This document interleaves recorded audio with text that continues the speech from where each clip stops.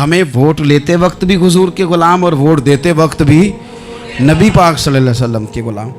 جب تک نظام نافذ نہیں ہوتا، نظام، یورپ کو آپ کی نماز سے تکلیف ہی کوئی نہیں تو نماز پڑھنے کے لیے مسجدیں بنانے کی اجازت دیتے ہیں. قرآن پاک جتنا مرضی آپ وہاں پڑھیں وہ اجازت دیتے ہیں. آپ زکاتیں دیں جتنی مرضی، وہاں سے لوگ چندے اکٹھے کر کے یہاں نہیں لے آتے، کریں جو مرضی. ان کو آپ کی نہ نماز سے پریشانی ہے، نہ مسئلہ زکوٰۃ سے پریشانی ہے، نہ صوم و صلات سے مسئلہ ہے. ان کو تو مسئلہ یہ ہے کہ کچہری میں کہیں نبی پاک کا دین نہ آ جائے.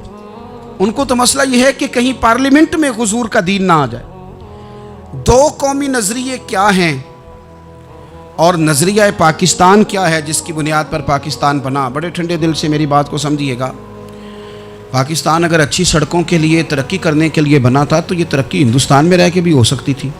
انڈیا والے کہتے ہیں کہ ہم نے ترقی نہیں کرنی، کچی سڑکوں پہ چلنا ہے، ہم نے ٹیکنالوجی نہیں بنی. یہ کام وہاں بھی ہو سکتا تھا.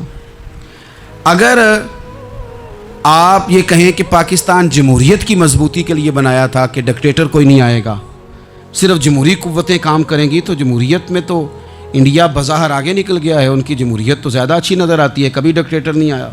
آپ نے پاکستان کیوں بنایا؟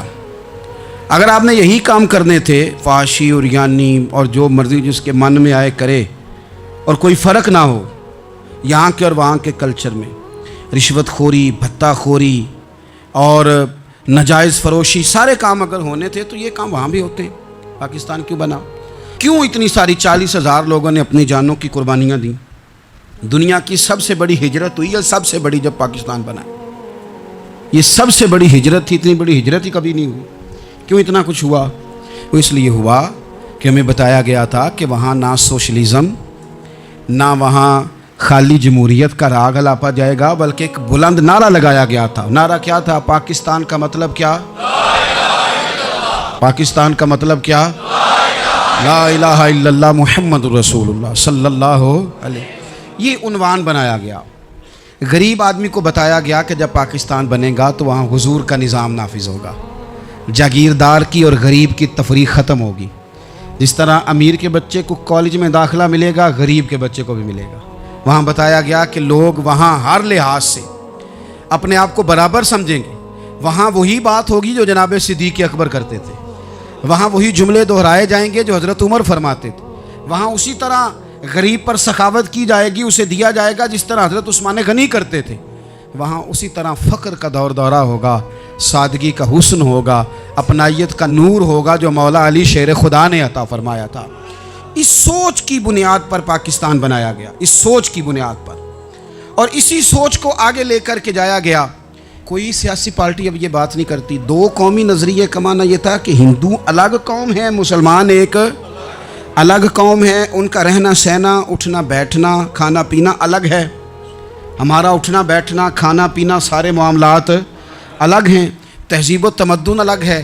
لہذا ہمیں الگ سے خطہ چاہیے جہاں ہم اسلامی نظریات کے مطابق آزاد ہو کے اپنا وقت گزار سکیں. اس دو قومی نظریے کی بنیاد پر، دو قومی پہلے تو علامہ اقبال اس کے قائل نہیں تھے. علامہ اقبال کا پہلے خیال یہ تھا کہ سارے جہاں سے اچھا ہندوستان ہمارا. یہ اقبال نے لکھا تھا. پھر اقبال کہتے ہیں میری سوچ بدلی، اور پھر میں نے کہا کہ نہیں، خطوں کے زور پہ نہیں، آپ رنگ نسل کے زور پہ نہیں، بلکہ کہنے لگے کہ اپنی ملت پر قیاس اقوام مغرب سے نہ کر، خاص ہے ترکیب میں قوم رسول ہاشمی. آپ جو تقسیم کریں گے، یہ جو تقسیم ہوئی ہے نا عرب کی، یہ مذہب کی بنیاد پہ نہیں ہوئی. یہ تو ان کی ذاتی لڑائیاں تھیں. چھوٹا سا دبئی بن گیا، چھوٹا سا مسقط، چھوٹا سا ابو ظبی، یہ تو ان کی ذاتی لڑائیاں تھیں، قبیلوں کی لڑائیاں تھیں، جنگیں تھیں، چھوٹے چھوٹے ملک الگ سے تقسیم ہو گئے. یہ مذہب کی بنیاد پہ ایسا نہیں ہوا. دنیا میں جتنی ریاستیں ٹوٹ کر بڑی ریاستوں سے الگ ہوئیں تو اس میں یہ تھا کہ ہماری قوم الگ ہے، ہم سردار علیحدہ سے ہیں، اس لیے ہم علیحدگی پسند ہیں. دنیا کے اندر دو ہی وطن ہیں جو دین کے نام پہ بنے، دو ہی اسٹیٹ ہیں جو اسلام کے نام پر وجود میں آئیں. پہلی مدینہ منورہ ہے اور دوسری پاکستان ہے.